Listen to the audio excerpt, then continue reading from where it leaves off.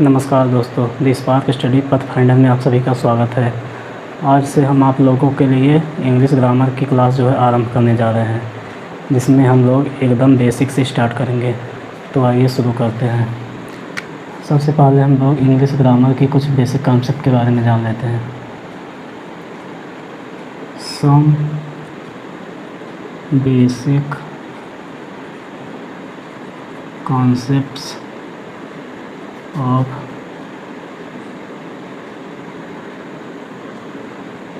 English grammar.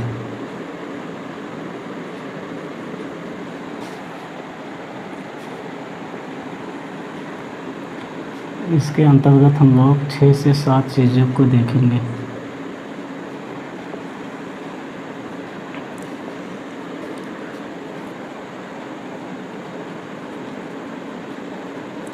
Letter, word,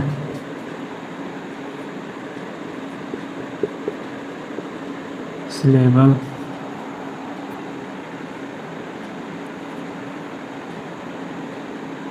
sentence,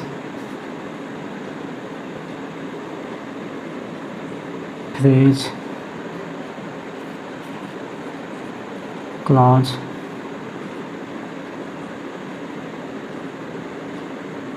vocabulary. Letter का मतलब होता है अक्षर, वर्ड का मतलब होता है शब्द, सिलेबल का मतलब होता है शब्दांश, सेंटेंस का मतलब होता है वाक्य, फ्रेज का मतलब होता है वाक्यांश, क्लॉज का मतलब होता है उपवाक्य, वोकैबुलरी का मतलब होता है शब्दकोश।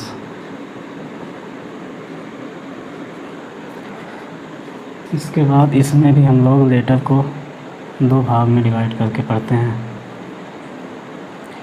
पहला जो है वो है वावेल्स यानी कि स्वर, दूसरा जो है कॉन्सोनेंट्स,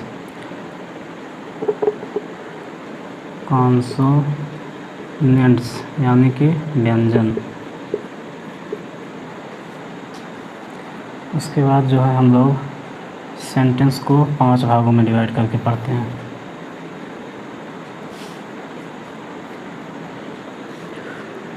पहला जो है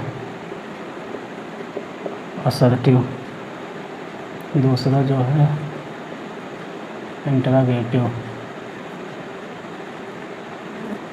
तीसरा जो है इम्पेरेटिव, चौथा जो है ऑप्टेटिव,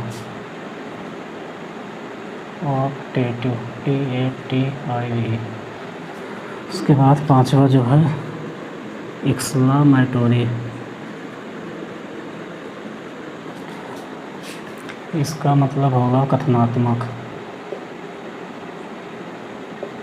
इसका मतलब होगा प्रश्नसूचक। उसके बाद इम्परेटिव का अर्थ होता है आज्ञासूचक,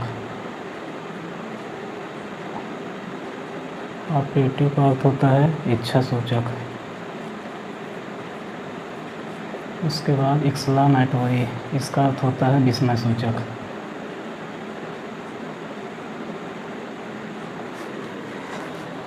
सभी नोट कर लीजिए, उसके बाद आगे बढ़ते हैं।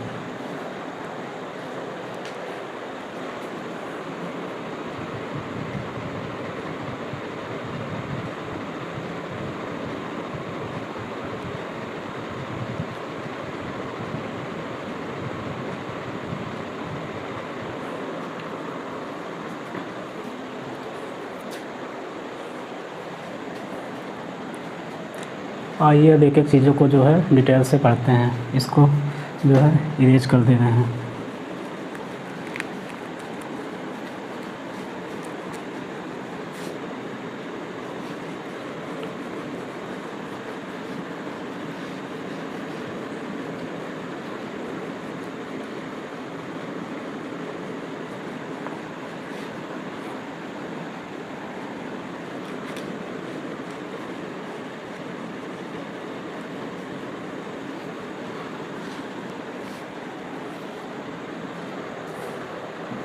ये सबसे पहले लेटर से स्टार्ट करते हैं। Letter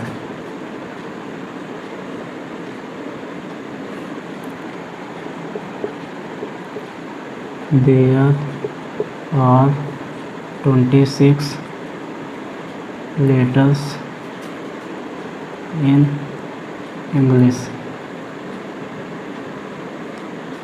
which can be divided into two parts। इसका मतलब यह होगा कि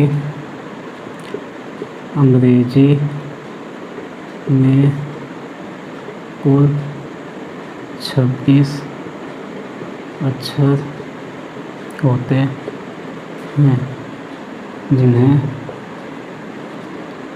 दो भागों में विभाजित किया जा सकता है।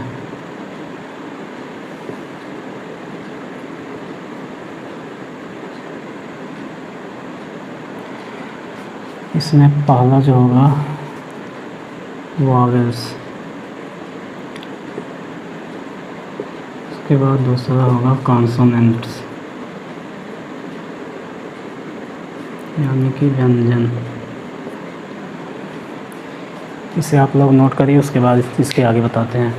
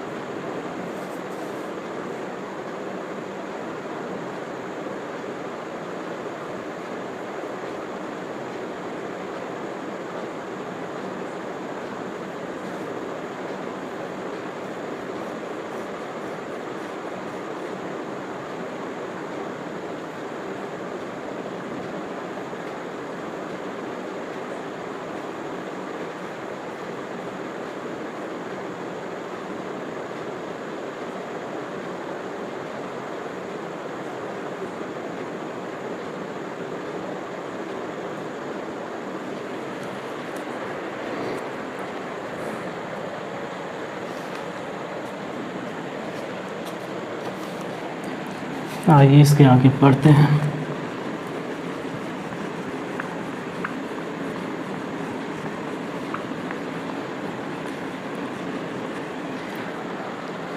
अब देखते हैं थोड़ा वॉवेल्स के बारे में।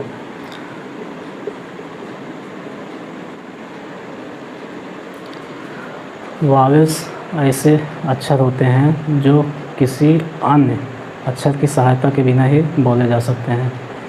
जैसे आइए इसका डेफिनेशन देख लेते हैं।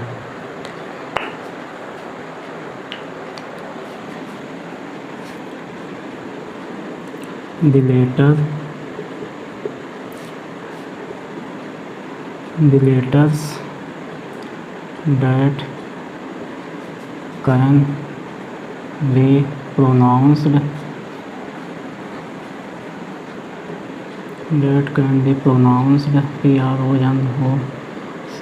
pronounced without the help of any other letters is called vowels।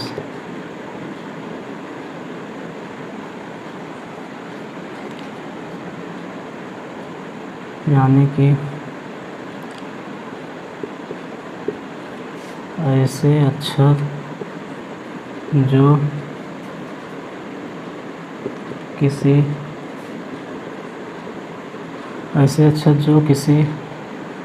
अन्य अक्षर की सहायता के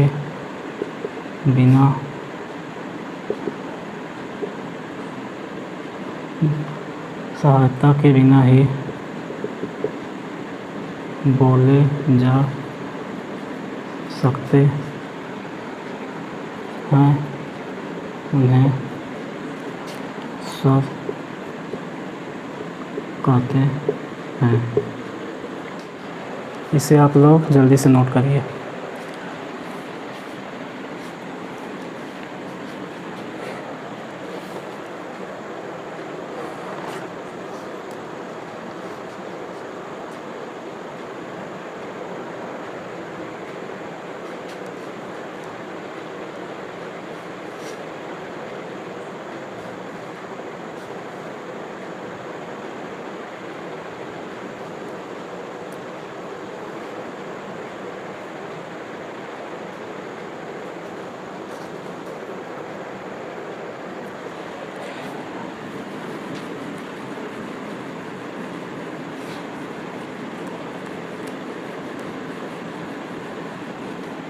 इसके आगे लिखेंगे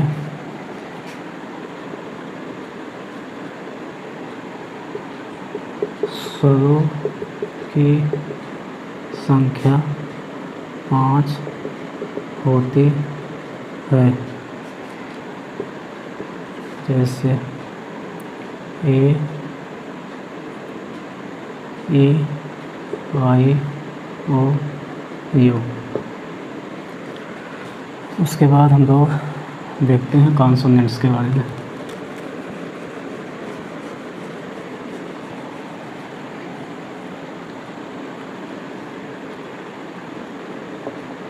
दूसरा जो है कॉन्सोनेंट्स यानी कि व्यंजन।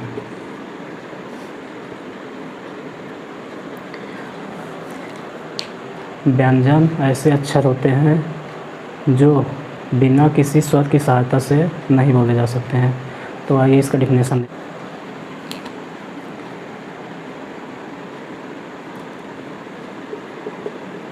Leaving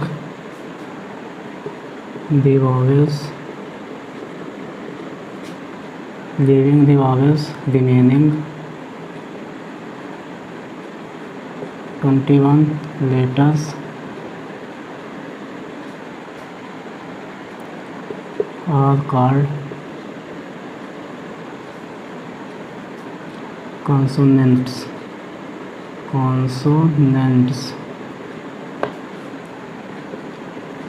These cannot be pronounced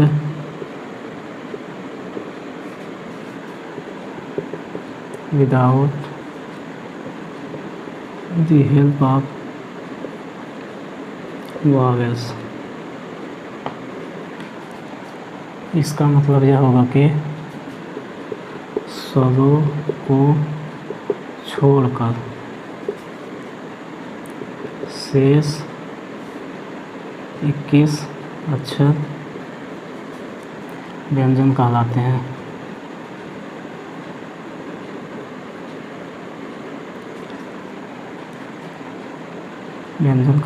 ये बिना स्वर की सहायता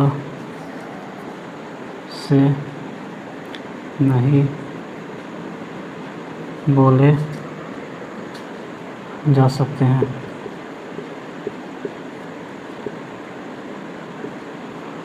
इतना लिखिए, उसके बाद इसका एग्जाम्पल लिखवाते हैं।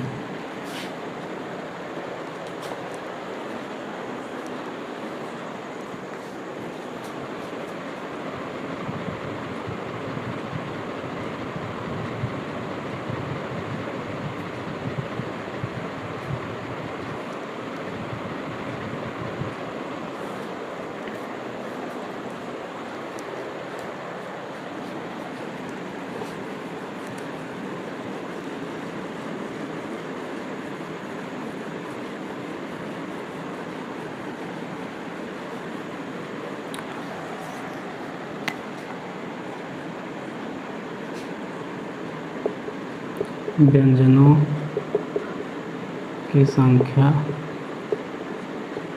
21 होती है। जैसे, इसका मतलब जैसे होता है। इसके स्थान पर हम लोग EX भी लिख सकते हैं, एज भी लिख सकते हैं, उसके बाद जैसे भी लिख सकते हैं। आप लोग इसमें कंफ्यूज मत होइएगा कि EG कहाँ से आ गया। जैसे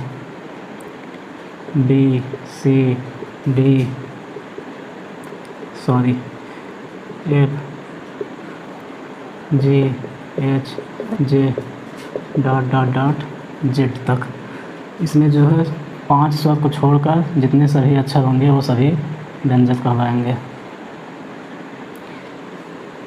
इतना लिख लीजिए, उसके बाद हम लोग वर्ड के बारे में पढ़ते हैं।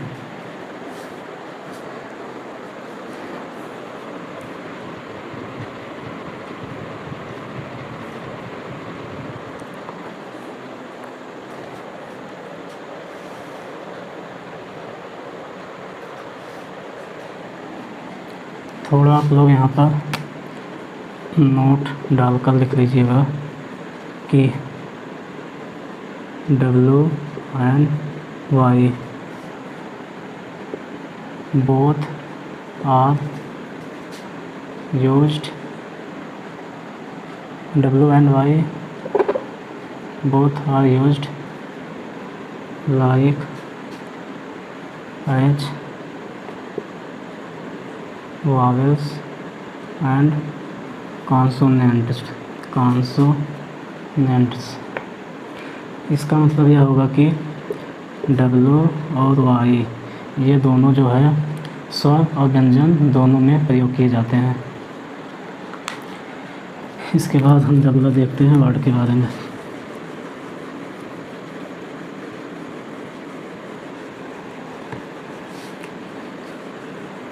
वर्ड यानी कि शब्द।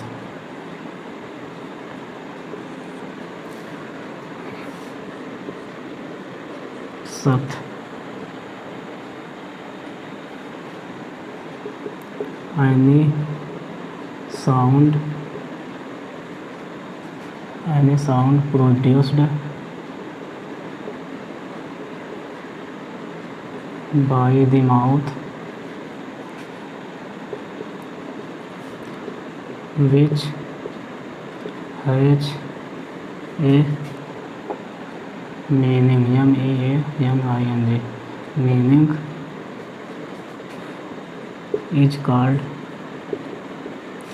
is called word।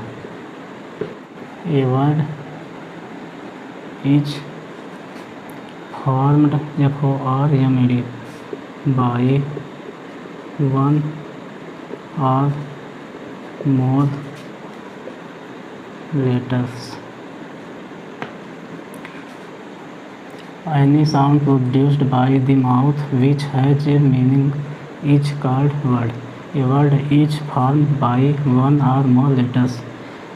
इसका मतलब यह होगा कि कोई भी आवाज़ प्रोड्यूस्ड बाय द माउथ जो कि मुख के द्वारा उत्पन्न होती है, विच हैज ए मीनिंग मतलब कि जिसका कुछ अर्थ निकलता हो, इज कॉल्ड वर्ड मतलब कि शब्द कहलाता है। ये वर्ड इज फॉर्म्ड मतलब एक शब्द जो है बनाया जा सकता है बाय वन और मोर लेटर, एक या अनेक अक्षर के द्वारा। आइए इसे हिंदी में लिख देते हैं।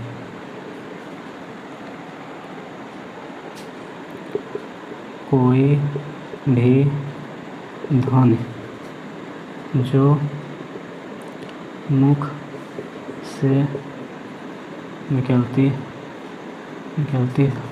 कोई भी ध्वनि जो मुख से निकलती है और जिसका कोई अर्थ होता है उसे शब्द या वर्ड कहते हैं।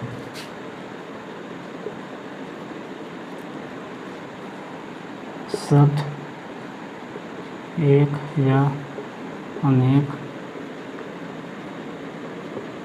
अक्षरों से बनाया जा सकता है। जल्दी से इसे नोट कर लीजिए, उसके बाद आगे बढ़ते हैं।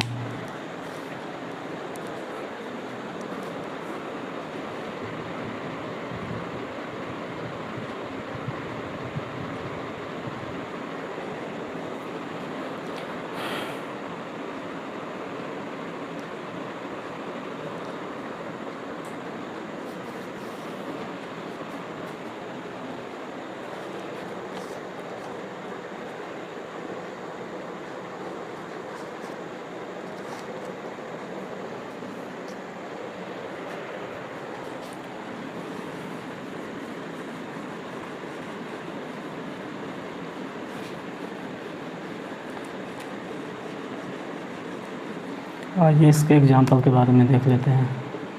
एग्जाम्पल ए का मतलब होता है एक, बॉय मतलब लड़का, girl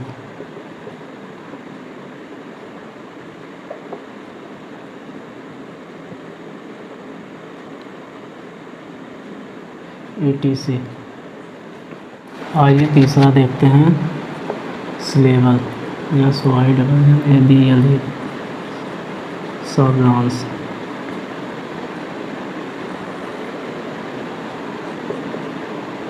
The part of a word pronounced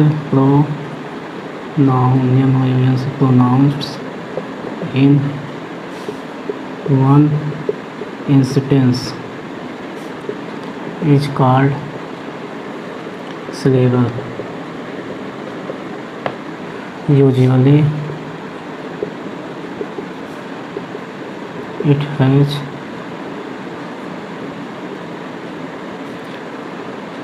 a vowel. A word can have one or more syllable। किसी वर्ड का उच्चारण करते समय उस वर्ड का जितना भाग एक बार में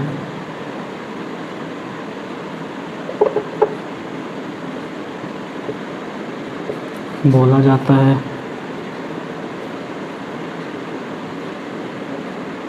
उसे सिलेबल कहते हैं। सामान्यतः इसमें एक स्वर अवश्य होता है।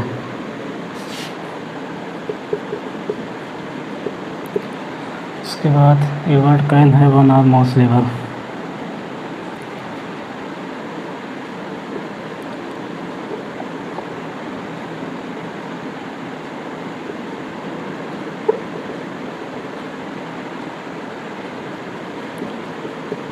किसी शब्द में एक या अनेक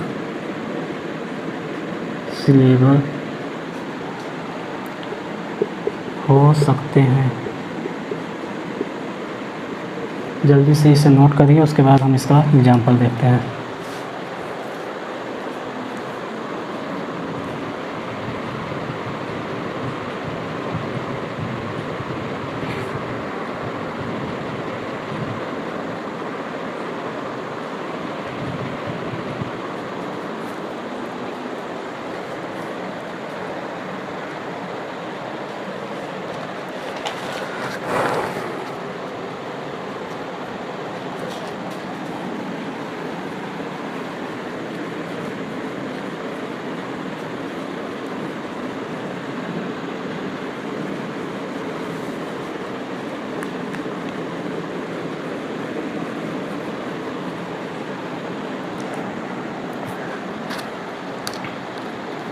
आइए एग्जाम्पल देखते हैं। पहले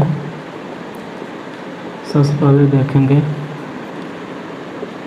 वर्ड ऑफ वन सिलेबल। दूसरा नंबर देखेंगे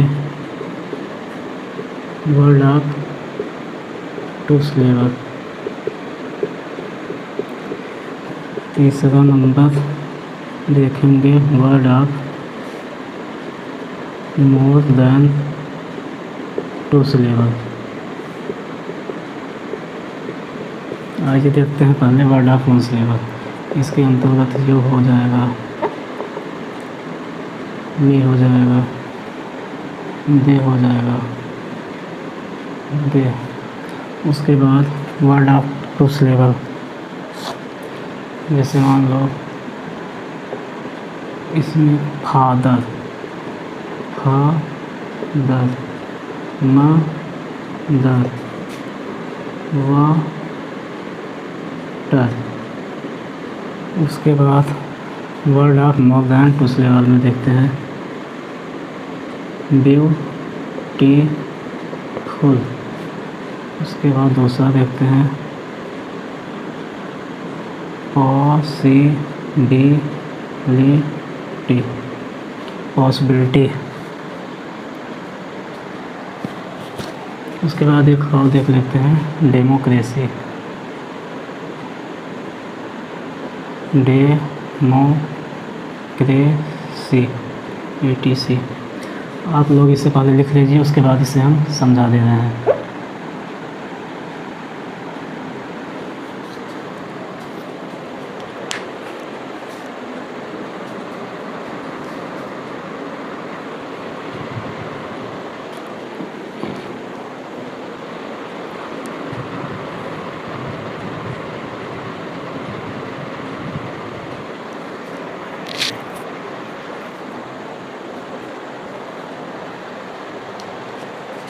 आइए इसे समझ लेते हैं। हमने अभी पढ़ा कि किसी वर्ड का उच्चारण करते समय शब्द का जितना भाग एक बार में पढ़ा जाता है उसे ही हम लोग सिलेबल कहते हैं। तो आइए देखते हैं। जैसे मान लो हो गया यू, यू जो है एक बार में ही निकल जा रहा है मुँह से यू। वैसे मी, दे। लेकिन फादर जो है इसे जो है हम दो बार में पढ़ते हैं। सबसे पहले फा दर, वैसे ही मदर, वाटर। उसके बाद देखते हैं ब्यूटीफुल, ब्यूटीफुल। उसके बाद पॉसिबिलिटी में पॉसिबिलिटी, वैसे ही डेमोक्रेसी। पॉसिबिलिटी का मतलब होता है संभावना, संभावना। उसके बाद डेमोक्रेसी का मतलब होता है लोकतंत्र। ब्यूटीफुल का मतलब सभी लोग जानते ही हैं, सुंदर।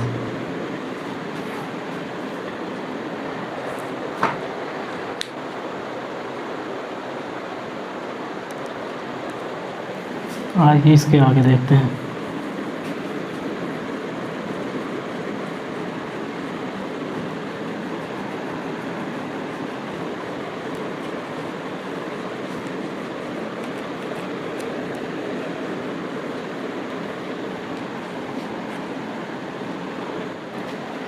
चौथा देखते हैं सेंटेंस, या SENTENCE, सेंटेंस यानी कि वाक्य। वाक्य ए कॉम्बिनेशन, या हम कह सकते हैं ग्रुप। ए कॉम्बिनेशन अथवा group word, words that makes a complete sense are called sentence।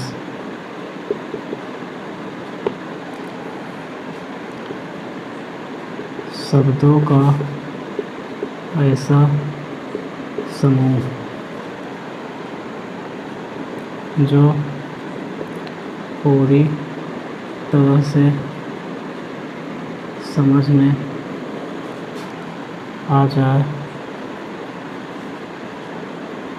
उसे वाक्य कहते हैं। इसको हम इस तरह से भी लिख सकते थे कि शब्दों का ऐसा समूह जिसका कोई अर्थ निकलता है उसे वाक्य कहते हैं। इतना आप लोग लिखिए, उसके बाद एग्जाम्पल बताते हैं। आइए इसका एग्जाम्पल देख लेते हैं। पहला example, Ram goes to school, यानी कि राम स्कूल जाता है। सबसे पहले इसे हम अच्छे से समझ लेते हैं। The combination of words that makes a complete sense is called sentence. यानी कि शब्दों का ऐसा समूह जिसका अर्थ पूरी तरह से समझ में आ जाए, उससे ही हम लोग वाक्य कहते हैं। जैसे राम गोज़ टू स्कूल, इसका मतलब यह हो गया कि राम स्कूल जाता है, या जो हमें अच्छी तरह से समझ में आ रहा है कि राम स्कूल जाता है। अगर हम इसे इस प्रकार लिख देते कि स्कूल को पहले कर देते हैं, टू को यहाँ कर देते, गोज़ को यहाँ, राम को यहाँ, तो हमें इसका कोई अर्थ ही समझ में नहीं आता। स्कूल टू गोज़ राम, इसका कोई अर्थ ही नहीं निकलता। तो इसलिए हम लोग इसे आसानी से समझ सकते हैं। आइए एक उदाहरण और देख लेते हैं। Radha sings a sweet song. Radha मधुर गीत गाती है।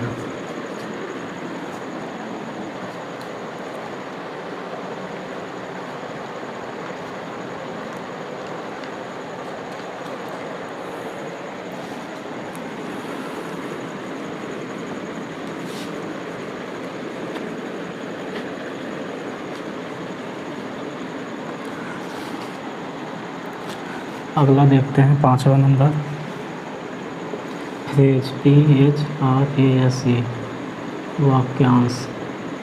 वाक्यांश का अर्थ होगा वाक्यों का अंश। वाक्यांश, इसका डेफिनेशन देख लेते हैं।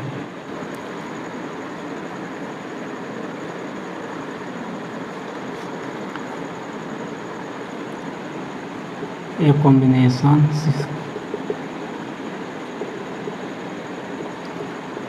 of words that make sense, that makes sense, yes, sense, but not complete sense, but not complete sense is called a phrase, PHRASE।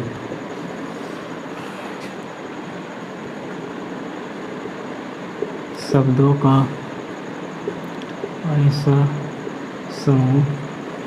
का ऐसा समूह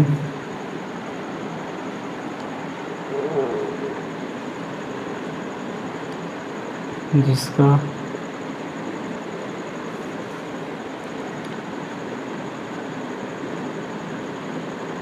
कोई अर्थ हो किंतु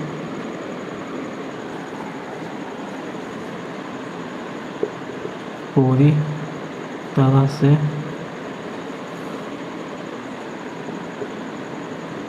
समझ में न आए। शब्दों का ऐसा समूह जिसका कोई अर्थ हो किंतु पूरी तरह से समझ में न आए, उसे फ्रेज कहते हैं।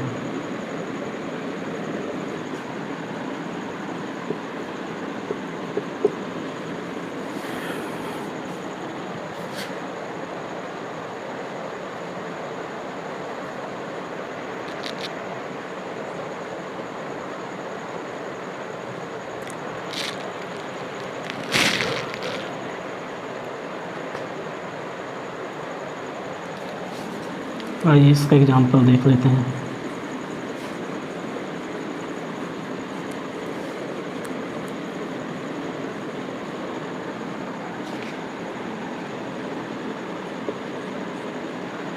जैसे हो गया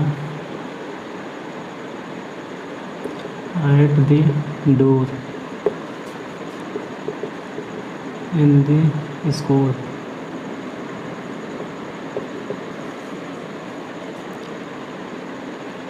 इन दी पॉन्ड, DC। और ये थोड़ा इसे समझ लेते हैं। एट द डोर, इसका मतलब यह होगा कि दरवाजे पर। इसका अर्थ तो निकल रहा है लेकिन पूरी तरह से हमें समझ में नहीं आ रहा है कि दरवाजे पर क्या है।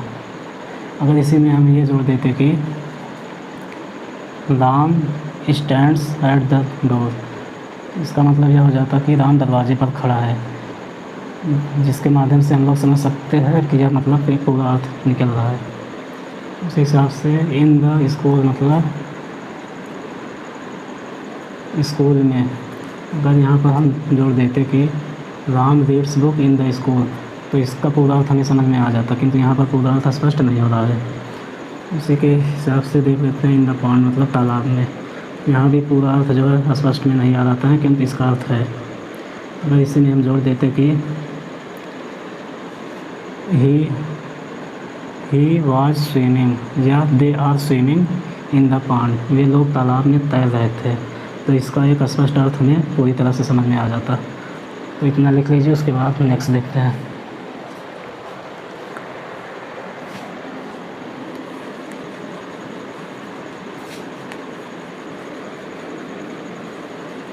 अगला देखते हैं 6 number,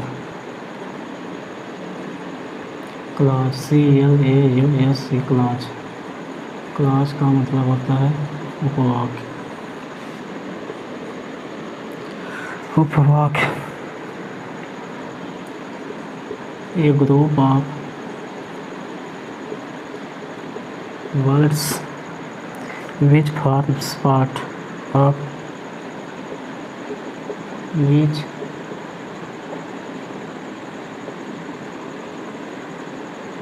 forms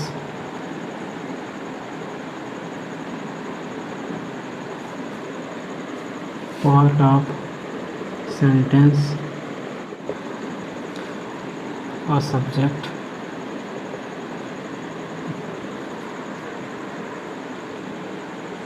and a predicate,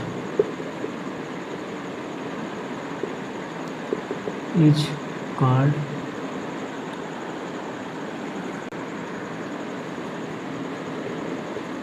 a phrase।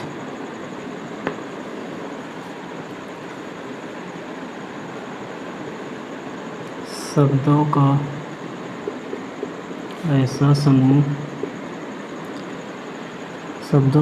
समूह जो वाक्यों का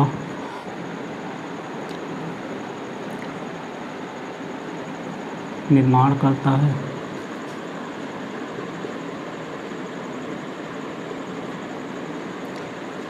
और जिसमें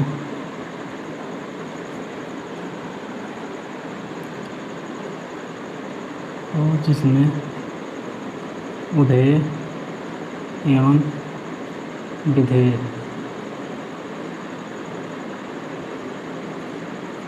इस उधेय का मतलब होगा सब्जेक्ट, विधेय का मतलब होगा प्रेडिकेट।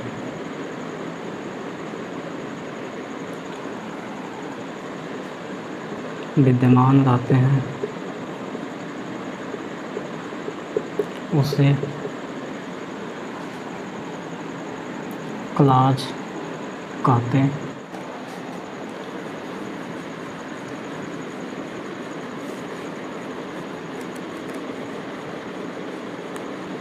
आइए इसका एग्जाम्पल देखते हैं। जैसे Ram is a good boy, इसमें ये जो है सब्जेक्ट है, इतना जो है हमारा प्रेडिकेट है। इसका मतलब जो है विधेय होगा, इसका मतलब विधेय। दूसरा नंबर देख लेते हैं।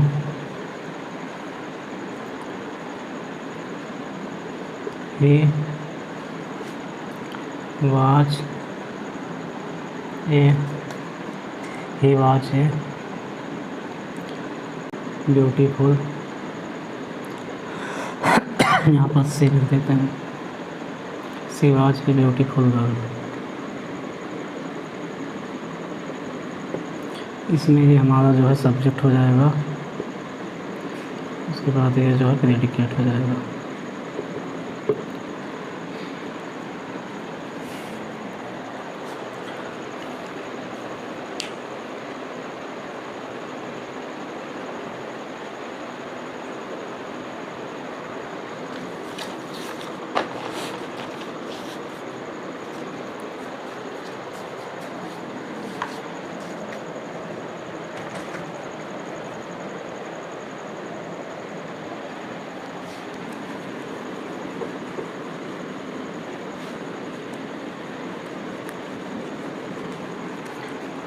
और ये लास्ट देखते हैं vocabulary.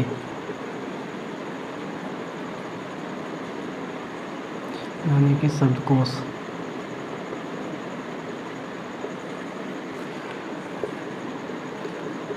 The stock of A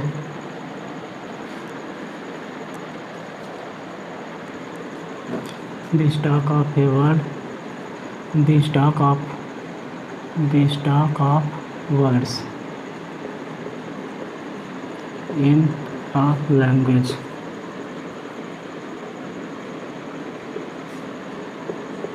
are called vocabulary।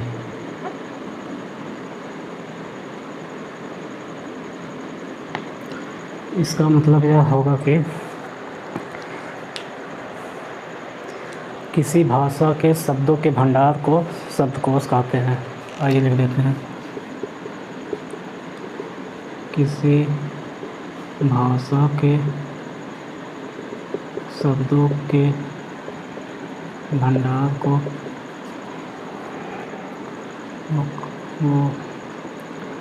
Vocabulary. Shortcut में इसे हम लोग जो है वोकैबुलरी या शॉर्टकट में वोकैब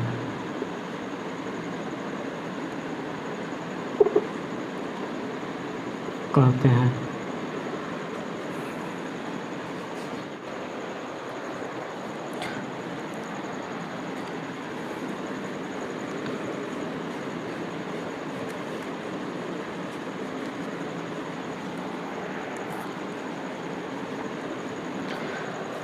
आज के लिए दोस्तों इतना ही रहने देते हैं। उसके बाद हम लोग कल जो है पढ़ने वाले हैं वाक्य के 5 टाइप्स के बारे में। उसके बाद जो वाक्य पूरा समाप्त हो जाएगा उसके बाद हम पार्ट्स ऑफ स्पीच से स्टार्ट करते हैं। तो आज के लिए इतना ही, धन्यवाद।